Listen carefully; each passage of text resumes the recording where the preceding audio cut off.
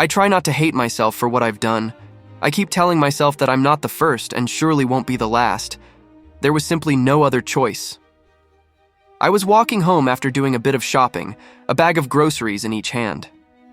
I am fortunate enough to live in a fairly walkable city, so I try to avoid driving as often as I can. Besides, the part of town I lived in was quite pleasant, and I enjoyed getting a bit of fresh air and some exercise. As I pondered what I was going to make myself for dinner that evening, absent-mindedly looking at various storefronts and signs that grabbed my attention, I suddenly collided with someone, my bags immediately falling to the ground.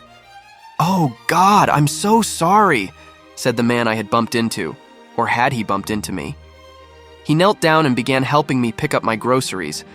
Fortunately, nothing I had bought that day was especially breakable, otherwise I would have been much more irritated. He was a college student, perhaps. He definitely had the rather ragged appearance of an overworked academic. Dark bags under his eyes, unshaven stubble, and an ill-fitting tweed coat with patches on the elbows. He seemed to be trembling, as if he were afraid of something. At the time, I just assumed he was anxious after our little collision. He kept apologizing too, mumbling, I'm sorry," over and over again as he picked up the various foodstuffs that had been scattered across the pavement. "It's all right. I should have looked where I was going," I insisted, examining a box of crackers to make sure it wasn't crushed too badly before placing it back into the bag. The man handed me the other bag of groceries and I thanked him. As we both stood up, he looked at me dead in the eyes and said, "I'm sorry. Don't keep it too long." Before I could ask him what he meant by this, he took off running into the crowd, and I was left standing on the sidewalk puzzled.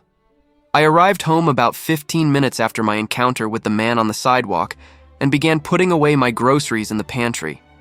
About halfway through this process, however, I found something odd at the bottom of one of the bags, the one the man had handed to me. I pulled the object out of the bag, staring at it, puzzled. It appeared to be nothing more than a smooth, flat stone. It was shiny and polished, and was around the size and shape of a $50 coin. It was unusually cool to the touch. As I held the stone up to the light, I noticed some faint, barely discernible symbols on its surface, but they didn't appear to be carved or painted on.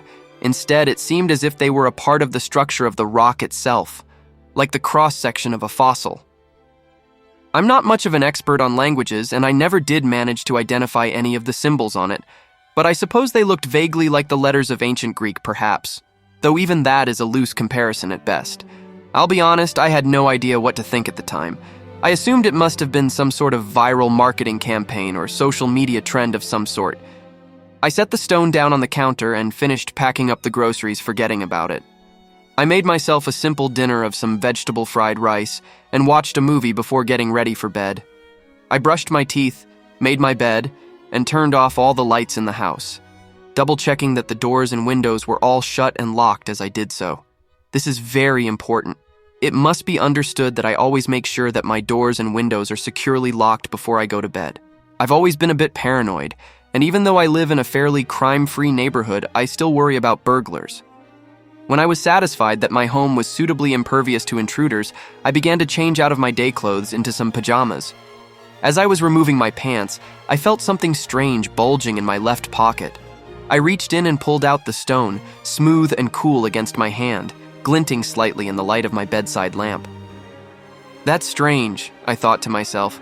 I could have sworn I left this on the counter. I must have picked it up without thinking about it. I set it down on the bedside table, feeling a little unnerved. Everyone occasionally forgets where they've put something, only to find they were carrying it with them all along. But this was different. I distinctly remembered setting it down on the kitchen counter. Regardless, I managed to drift off to sleep with the aid of a melatonin tablet and a little bit of white noise.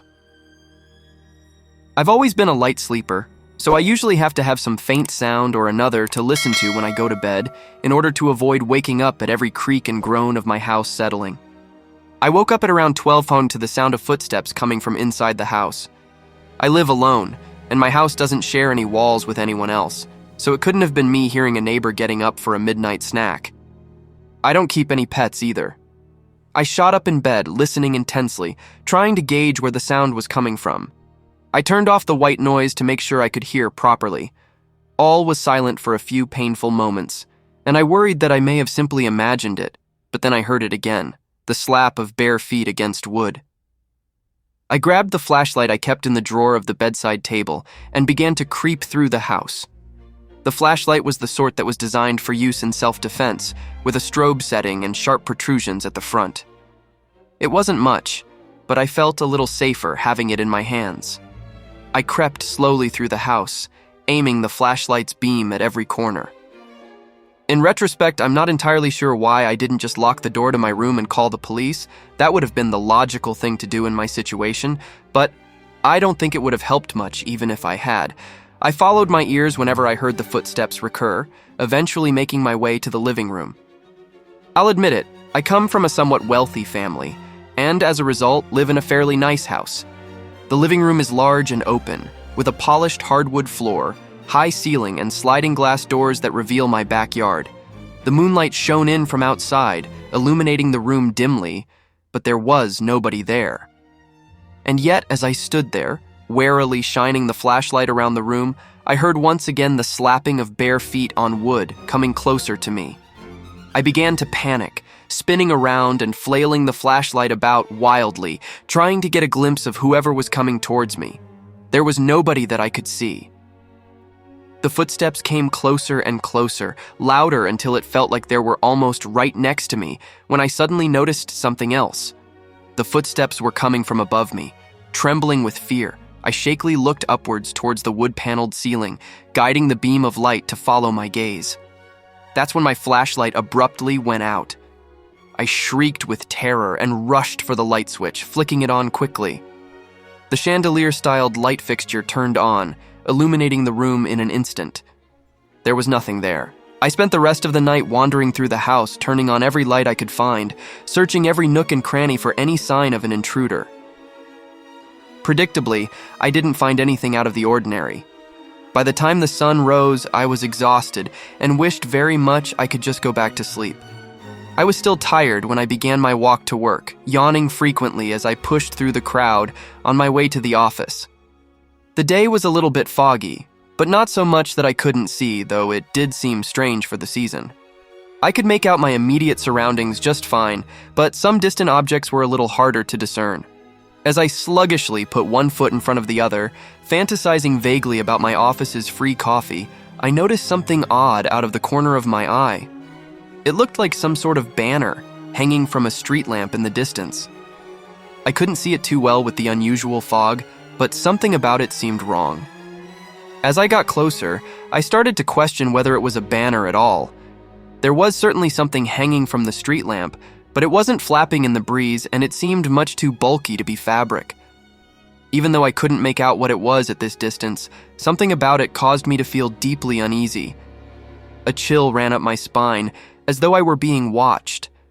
I felt like I was just about to make out the strange shape hanging down from the street lamp, when suddenly a large bus blocked my line of sight, disgorging its passengers onto the sidewalk like a stream of rats fleeing a sinking ship. By the time I successfully made my way through the crowd of similarly exhausted commuters, whatever object had been hanging there was gone. I rubbed my eyes, beginning to worry that I was imagining things. I slipped my hands into my pockets to keep them warm, and felt a smooth, cool object brush against my left hand. I pulled out the stone from my pocket and stared at it, standing still in the middle of the sidewalk. I didn't remember taking it off my bedside table that morning. I once again felt that prickling, uncomfortable feeling of being watched, the hairs on the back of my neck standing on end. I shoved the stone back in my pocket and continued on my way back to the office, trying to focus on the promise of free fresh coffee and ignore my mounting paranoia. Work was largely uneventful, and the fog had cleared up by the time I made my way home in the late afternoon. I felt immensely tired despite the massive quantity of caffeine I had consumed, and thought I might retire to bed early that evening. Nevertheless, I had some chores to do, so went about my business vacuuming, organizing, and otherwise cleaning up the place. I wasn't going to let a lack of sleep get in the way of maintaining a well-ordered home. By the time I was finished with my chores and had eaten some leftovers for dinner, it was a little after 8 o'clock, and I felt like I was now justified in getting ready for bed. As with the night previous, I double-checked to make sure every door and window in the house was locked and secure. I still felt a little paranoid after hearing the footsteps the night before, So I also did another quick sweep of the entire house to make absolutely sure nobody was there with me, that I was entirely alone. I feel a little embarrassed to admit this, but I even carried around a claw hammer with me while I checked, just in case I needed to defend myself. However, as with last night, there was nothing unusual to be found, and I let myself relax just a little bit. I was getting ready to shower before bed, looking over my face in the mirror, when the paranoia abruptly returned in full force. It was very sudden, as though a switch had been flipped. One second I was observing my skin for blemishes, and the next I was absolutely dead certain that I was being watched. It felt like I had suddenly been dunked into a tub of ice water, and I began shaking intensely. It took me a moment to realize what had set me off. The stimulus that had triggered my fear before my brain had even consciously processed it. Looking into the mirror, I saw that just above the edge of the closed shower curtain, touching the ceiling, were a pair of bare feet, the legs obscured by the curtain itself. It looked as if someone was standing, upside down, on the ceiling. The skin of the feet was a mottled gray color, like that of something that had been dead and floating in stagnant water for days. The stench of rot, previously unnoticed, began to flood my nose. Panicking, I grabbed the heaviest object within sight, a glass bottle of hand soap, and braced myself to pull back the curtain. My plan was to hit the intruder with the bottle as hard as I could before running outside and having a neighbor call the police. I was naked, but I'd much rather get in trouble for some public indecency than be murdered by some hand-standing stranger in my own home. I took several deep breaths, counting down from 10 in my head, before rushing towards the shower, pulling back the curtain, and yelling as I swung the bottle down towards where I assumed the intruder's head would be. The bottle smashed on the back wall of shower, spraying into 100 shards of glass. There was nobody there. I looked around the bathroom frantically, but there was no sign of anyone else in the room. I collapsed down to the floor and began to cry. I wasn't able to get to sleep that night. The next day at work was incredibly stressful. After what I had seen, combined with 2 nights in a row of no sleep, I was a nervous wreck. I jumped whenever I received a notification from my email and nearly screamed when my supervisor came up behind me and asked me how my work was coming along. I was riddled with intense paranoia, constantly looking behind me and refusing even to go to the bathroom out of an intense fear of being left alone. Unfortunately, due to my intense anxiety, I wasn't exactly an efficient worker. I won't go into the boring details of my job, but there were a couple of tasks that I absolutely had to finish before I went home, and by the time the shift was over, I had still not completed them. My coworkers all shuffled off home, while I was left alone, sitting at my desk. It took me about an hour after I was supposed to have gone home to finish up the bare minimum of work I needed to get done. It shouldn't have taken me that long to finish my work, but the whole time I felt like I was being watched, that even though I was the only person in the office, I wasn't actually alone. I rubbed the stone in one hand to try and calm myself as I reviewed the work I had just finished, making sure it was of at least somewhat acceptable quality. I didn't remember bringing the stone with me to work, but I had found it sitting on my desk regardless. Satisfied I would at the very least not get fired for the work I had done, I submitted it to my manager's email and turned off my computer, getting up to leave. The office I work at is one of those fancy, open floor plan type setups with lots of windows and bright colors to try and cheer up the employees. It was renovated once the executives decided it was time for the workers to come back into the office again as the pandemic waned, perhaps in some desperate attempt to make people voluntarily give up the comforts of working from home. Regardless, the most important thing to know about the place where I work is that it has very tall ceilings, maybe 30 feet or so. As I was walking out of the office, I felt something wet drip onto my face. I touched my hand to the dampness, drawing back a finger-stained red. Blood. I looked up at the ceiling to find bloody footprints, 30 feet in the air, as if someone were walking on the ceiling. They were leading the direction I had just came from. I retraced my steps, following the bloody footprints to see where they led. I was in a daze, the stress from the past couple of days combined with my intense tiredness, resulting in a kind of numbness. Just minutes before, I had been jumpy, nervous, ready to flee at the slightest sound, and now I was following the very source of my terror. The footprints terminated in the main office space, directly above my desk. There was no sign of whatever had created them. I had no idea how long it had been standing up there, looking down at me while I worked. I pulled my phone out from my purse and tried to take a picture of the bloody footprints on the ceiling, but when I peered at the screen, there was nothing there. I looked up from my phone, and sure enough, the footprints were gone. I felt like I was going crazy. I practically ran home after work, desperate to get back to my house before it was dark. I didn't want to be alone on the streets when the sun went down. The last rays of sunlight were beginning to dissipate as I slammed shut my front door and began to cry. After I had sufficiently calmed down and the tears were no longer blocking my vision, I once again went through the ritual of checking to make sure all the doors and windows in the house were secure, though at this point I was beginning to feel as though it was a waste of time. I didn't bother doing any chores or even eating dinner. I simply took a triple dose of melatonin and secured the bedroom as best as I could, desperate to get at least one good night of sleep. I believed that I could find a solution, figure out some way forward, if only I could get a little bit of rest. On the bedside table, I set down the flashlight, the largest kitchen knife I owned, and my wallet and car keys, just in case I had to leave in a hurry. Feeling more tired than I ever had before, I tucked myself into bed fully clothed and quickly began to drift off to sleep, despite my fear. After 2 sleepless nights in a row, I didn't have the willpower to stay awake any longer. As my eyelids began to close, the last thing I saw was the view from my bedroom window peering out across the street. My neighbor's light was on, and in their window I saw the silhouette of something hanging from their ceiling, staring back at me. I was too tired to force my eyes open any longer, and I fell abruptly into a deep sleep. Whenever I take more than my usual dose of melatonin, I have bad dreams, and that night was no exception. In my nightmare, I found myself falling upwards into the night sky, gravity seemingly reversed for me. I looked down at the rapidly vanishing lights of the city I lived in, desperately grasping at the air for anything to stop my rapid ascent. I screamed at the top of my lungs for help, crying out that the air was too thin and I couldn't breathe. I woke up with a jolt, clutching the stone intensely in my left hand. I distinctly remembered leaving it in my purse. The first rays of morning shone down upon my face and I looked across the street again, blinking away the daylight. The silhouette in my neighbor's window was gone. I called out sick from work and walked down to the nearby park, still clutching the stone in my left hand. The park was a regular destination of mine, and I didn't even need to think about the route I took to get there. It had a variety of paths and trails, which I had all lovingly explored one time or another, but I had a different destination in mind that particular morning.